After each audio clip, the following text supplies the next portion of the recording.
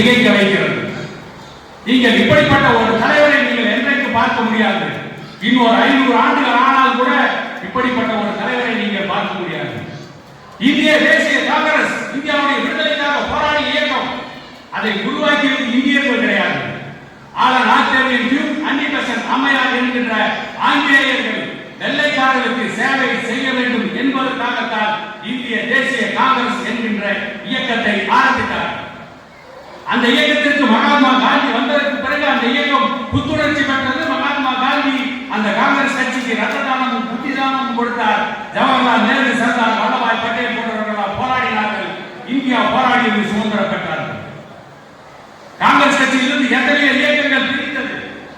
தமிழ்நாட்டிலே நீதி கட்சி இருந்தது. நீதி கட்சியிலே தான் தந்தை பெரியார் இணைந்தார். நீதி கட்சியிலே தந்தை பெரியார் இணைந்ததற்கு பிறகுதான் நீதி கட்சியை திராவிடர் கழகம் என்று பெயர் மாற்றினார். அந்த திராவிடர் கழகத்தில் இருந்து தான் திமுக ஒழித்தது. திமுகவில் இருந்துதான் அண்ணா திமுக வந்தது. திமுகவில் இருந்தால் அதிமுக வந்தது. நடிகர் விஜயகாந்த் போன்றவர்களாம் கூட சில காலம் திமுகவின் மேடை பேச்சாளர்களாக செயல்பட்டவர்கள். இன்றைக்கு இருக்கின்ற நாம் தமிழர் கட்சியின் ஒருங்கிணைப்பாளர் சீமான் கூட பல கட்சி மேடைகளில் பேசியிருக்கிறார். எனக்கு தெரிந்த பேசாத ஒரே மேடை பாரதிய ஜனதா கட்சி மேடை என்று மட்டும் தான் நினைக்கிறேன். இப்படி ஒவ்வொருவரும் வேறொரு பின்னணியை வைத்து தான் ஒரு இயக்கத்தை உருவாக்கினார்கள். ஆனால் மருத்துவர் ஐயா மட்டும்தான் மருத்துவராக பணியாற்றிவிட்டு வந்தார். ஒரு அமைப்பை திரட்டினார், ஒரு அமைப்பை உருவாக்கினார், அந்த அமைப்பை போராட வைத்தார்.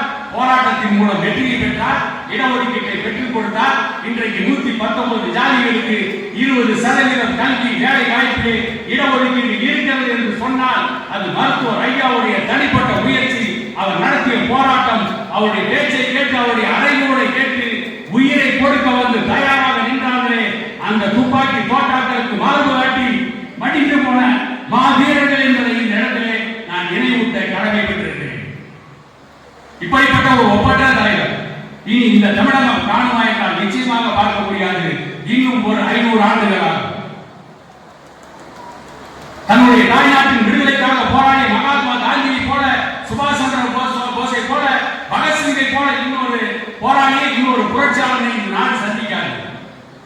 தன்னுடைய மொழி விடுதலைக்கு போராடிய வால்டேரை போல இன்னொரு வால்டேரை இந்த பூமி சந்திக்காது.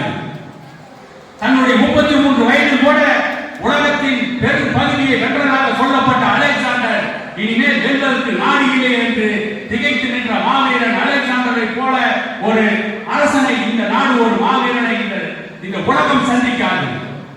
நமக்கு பக்கத்திலே தஞ்சை பெரிய கோயிலை கட்டிய ராஜராஜ சோழனை போல ஒரு பெரும் மன்னனை இனி இந்த நாடு சந்திக்காது. தென்கிழக்கு ஆசியாவை கட்டி ஆண்டானே, கடல் கடந்த நாடுகளை வென்றானே, அதை பற்றி ஜவஹர்லால் நேரு அவருடைய மகள் இந்திரா காந்திக்கு கடிதம் எழுதினாரே. அருமை மகளே, தென்னிந்தியாவில் சோழ பேரரசு என்கின்ற ஒரு மிகப்பெரிய பேரரசு இருந்தது.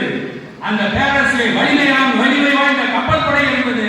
அந்த கப்பலில் யானைகளை ஏற்றிச் செல்லக்கூடிய வலிமை இருந்தது என்று நைனிடால் சிறைச்சாலையில் இருந்து ஜவஹர்லால் நேரு இந்திரா காந்திக்கு கடிதம் எழுதினாரே.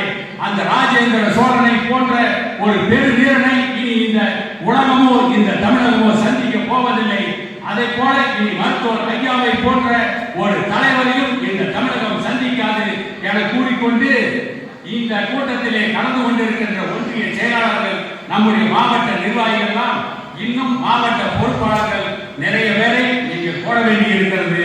அந்த மாவட்ட பொறுப்பாளர்களை நியமனம் செய்யுங்கள். ஒன்றிய செயலாளர்கள், ஒன்றிய பொறுப்பாளர்களை நியமனம் செய்யுங்கள். இப்பொழுதே தேர்தலுக்கான வேலையை நீங்கள் கையில் எடுங்கள். நம்மை பொறுத்தவரை நரி இடம் போனால் என்ன, வளம் போனால் என்ன, நம் மீது விழுந்து பிடுங்காமல் இருந்தால் போதும். இதற்கு என்ன அர்த்தம் என்பது உங்களுக்கு தெரியும். ஏனென்றால் மேடையில் வீட்டிருக்கின்ற நீங்களாக இருந்தாலும் சரி, கீழே அமர்ந்திருக்கின்ற நீங்களாக இருந்தாலும் சரி, நீங்கள் எல்லாம் சிறுநரிக்கு தலையாக இருப்பதை விட சிங்கத்திற்கு வாராக இருக்க வேண்டும் என்று நினைப்பவர்கள் தான் இங்கே குழுமி இருக்கிறீர்கள். உங்களுடைய பணிகளை தீவிரப்படுத்துங்கள். இங்கே இருக்கின்ற பாட்டாளி மக்கள் கட்சி நிர்வாகிகள் இந்த உள்ளூர் மக்கள் பாதிக்கப்படுகின்ற பிரச்சனையில் அந்த மக்களுக்கு ஆதரவாக நின்று போராடுங்கள். அவர்களுக்காக குரல் கொடுங்கள். மக்களோடு நில்லுங்கள். ஏற்கனவே அண்ணா அவர் நடத்திய ஒரு பத்திரிகை to go to the people, live them, love them, land them, serve them என்று எழுதினார். மக்களை கொடுப்பார், மக்களோடு வாழ கற்றுக்கொள், மக்களிடமிருந்து கற்றுக்கொள், மக்களுக்கு கற்றுக்கொடு, அவர்களுக்காக போராடு என்று சொன்னார். இந்த மக்களுக்காக போராடுங்கள், மக்களுடைய அடிப்படை தேவைகள், உள்ளூர் பிரச்சனைகளை கையிலே எடுத்து வைத்து போராடுங்கள், அந்த போராட்டத்தில் வெற்றி பெறுங்கள், மக்களுக்கு ஆதரவாக நில்லுங்கள், மக்கள் உங்களோடு இருப்பார்கள். மக்கள் உங்களோடு இருக்கின்ற பொழுது பாட்டாளி மக்கள் கட்சி வெற்றி பெறும். பாட்டாளி மக்கள் கட்சி வெற்றி பெறுகின்ற பொழுது இங்கே இருக்கின்ற என்னுடைய மாவட்ட செயலாளர் ராமச்சந்திரனை போன்றவர்கள் எல்லாம் சட்டமன்றத்துக்கு செல்கின்ற அருமையான வாய்ப்பு வரும் என கூறிக்கொண்டு எனக்கு பேச வாய்ப்பு தந்த அனைவரும்